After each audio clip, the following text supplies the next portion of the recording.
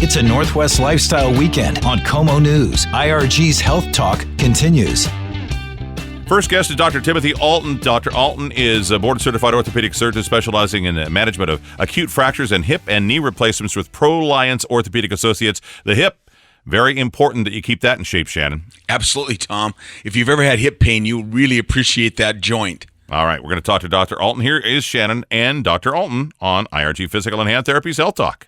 Dr. Alton, welcome to Health Talk. How are you doing? Doing great. Thanks for having me. Thanks for joining us. We're glad you're coming on. Hey, guess what? You're the first one, I think, in a long time. I can't remember that we've ever had a physician on that's been dual trained in a fellowship. We've had a lot of physicians on, particularly surgeons, that are fellowship trained, but you have this dual training. That's pretty impressive. Tell our listeners about your interest, your education, your training. I mean, get us to where you are today. And I always like to say the day in the life of Dr. Alton. Okay? Yeah, thanks for that. I do have the criteria, I guess, of doing 2 fellowships. I did my residency at the University of Washington, and I stuck around and did a year at Harborview doing the trauma fellowship. And then I went and did a second fellowship out at the Mayo Clinic doing joint reconstruction, right? So I sort of wear 2 hats. One of them's fixing broken bones, and the other one is reconstructing hip and knee replacements. And so I joined the group down at Valley Medical Center down in Renton. So I work with Bill Barrett, and he's one of my partners down there. And so we're doing a bunch of hip and knee replacements and then revision, so like redos of hip and knee replacements, and then fixing fractures that come through our shop. Yeah, so let's talk about that. So you're trained in trauma. So the hip has a tendency, car wrecks, high velocity injuries, there's trauma. I think we've recently read a couple athletes had posterior dislocations, kind of blew out the back of the socket of the hip. Let's talk about the hip joint and how having that trauma specialty and knowing how you can fix a fracture or when you have to replace the hip. That's kind of a special area. Yeah, it's a nice overlap for me, sort of knowing the anatomy inside and out and having the experience putting back together these really severe injuries and then going on the other side and doing the reconstructions after the fractures. And so you're speaking about the quarterback right. for Alabama, right? That's right. So I'm friends with the guy that put his hip back together, no actually. kidding. Yeah. Wow. So sort of a small world there, but it is good to have that experience on both putting the fractures together, and then if you get the bones to heal and the hip wears out, and then we can do a hip replacement for those people. And the hip's a ball in a socket joint, and it's got cartilage on the end of the ball and inside the socket, and it needs to move for it to work properly. And sometimes it wears out, whether it be trauma or just wear and tear. Blame your parents for the genes they gave you. Yeah. And then the thing wears out, and we can put in some metal and plastic and get you back doing what you want to do. With the replacement. Let's talk because I'm intrigued here. So, the quarterback from Alabama, there's been some other folks that have had this. The hip also only has, one supply of blood, which is kind of an interesting, if that vessel or that artery is damaged, then you have to replace, i.e. Bo Jackson. That's right. Kind of what happened to Bo Jackson.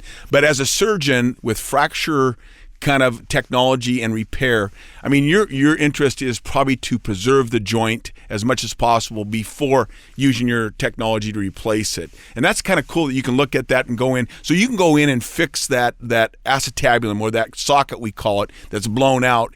You can fix it before you have to repair it or replace it? Yeah, that's right. And we do tend to try and fix it so you can keep your parts as long as possible. And then when your parts wear out, then we can do the metal and the plastic. And, I share actually a lot of patients with the guys up at Harborview. I keep that, that's an open sort of connection between my practice and theirs, and doing hip reconstructions, hip replacements in people who have had trauma and they fixed it and then they wore out. But yeah, we do try to fix your stuff and let you keep it as long as possible. So you must have liked puzzles as a kid, right? I can imagine that, because I'm thinking about someone who's blowing out their socket posterior, like the quarterback from Alabama. It's fairly thin bone. It's got some real mechanics to it. You have to kind of think in a 3D perspective. How do you do that? Really, how do you repair that? What are you doing to use? Are you putting screws? Are you using wire? What do you got, plaster Paris? I'm just joking. What are you using, right? Yeah, so when somebody breaks their bone, it really is like putting a puzzle back together. And so you're looking at the pieces and you're getting them to fit as perfectly as you possibly can, and use little wires to hold things into place, plates and screws. And it's very much, orthopedics is like a medical carpentry, really. Yeah, plates and screws and metal parts to get those bones back where they belong and then hold them there. And so that's your focus. Again, we're talking about if you can repair it and preserve it and not have to replace it. That's ultimately your goal as a surgeon with these dual fellow. That's pretty interesting.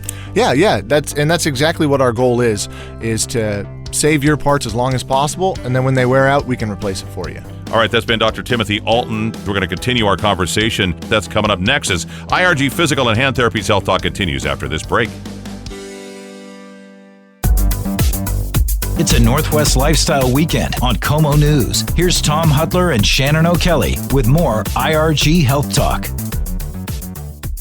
We're back, and Dr. Timothy Alton is our guest. We're talking about orthopedic management of acute fractures and hip and knee replacements, and you can get more information at Proliance Orthopedic Associates.com. More with Shannon and Dr. Alton. Dr. Alton, again, thank you so much for taking time out of your day. I'm sure you're busy and joining us on Health Talk. We've been talking about fractures of the hip, the pelvis area, which you're an expert at with a fellowship. You also have this total joint. So if the joint needs to be replaced, you also can do that. And you're doing some stuff in today's world of joint replacements that's fairly new. One of them is there's a new kind of, it's not so new, but an anterior approach that's come around over maybe last 5 or 10 years. Yeah, that's right. We have sort of switched from doing a posterior approach, which is going from the back, the more sort of traditional way of replacing hips, and now we go in from the front. And it definitely has some advantages, I think, and that's why I do it for as many hip replacements as I can. Some of those advantages are we don't have to cut any of the muscles. Going through the back, you have to cut a big muscle and get that to heal. This way, we just kind of pull them to the side, and we can get all the parts in, inject a bunch of numbing medicine and anti-inflammation medicine at the time. We have these patients up walking the same day as surgery, and they're just staying in the hospital overnight, and then they're all going home the next day. In fact, we're getting to the point where we're going to start doing these as same-day surgeries, right? Where you come in the morning, you have your hip replaced, you see a physical therapist, and then you're at home sleeping in your own bed that night. So we're really making progress in terms of not only patient outcomes, but the patient experience at the time of surgery. Yeah, how does that kind of evolve? I mean, who all of a sudden says, why don't we go through this anterior approach, and what does it require? I know you have to have a special table. There's certain things, but how does that evolve? I mean, yeah, that's right, and that's a good insight. And really, it's been sort of the last 10 or 15 years where this has come to be fashionable, and there's a special table that you have to use. It requires a whole surgical team to get the leg into a safe position to do the hip replacement, and it requires different training too, right? Like you have to come up and you have to learn this way of doing it, and there's a learning curve associated with that. But then once you have the right table and portable x-ray machines and a team that knows what they're doing, we can get these done safely and very efficiently as well. And so why is not everybody doing anterior approaches? Is it just surgeon preference? Is it just technique? And I mean, I guess I have to ask if the anterior approaches got, more you can be more aggressive on the rehab side and you can get them home the same day. That's pretty cool for the patient. Yeah, it is. And there's good literature that shows, the first 2 weeks, 6 weeks, the recovery's easier for people. It hurts less and they can get up and get going more. So there's a trend in the orthopedic community to do anterior approach, but you got to know how to do it. And it takes an investment if you've been in practice for a long time to switch gears and learn, sort of relearn how to do something that you've been doing for a long time. So someone like me, I came up doing anterior approach. It's what I know. It's what I'm comfortable with. And I think you'll see more and more people doing it as we move forward. Can you describe how that works? I mean, you're making an incision in the front versus the posterior lateral or through the buttocks, basically. Yes, sir. You're going through there. You're moving muscle around. How much room? I mean, is the technique, you have to train it because I'm sure there's not the room in the posterior lateral approach to do your operation. That's right. It's a much smaller incision than you use from the back, and you have to use special tools like x-ray machines and special retractors. So it really is a whole different system in order to get the parts in exactly where they need to go. You know what? I sense you really like what you do. Oh, I love it. Yeah, I love it.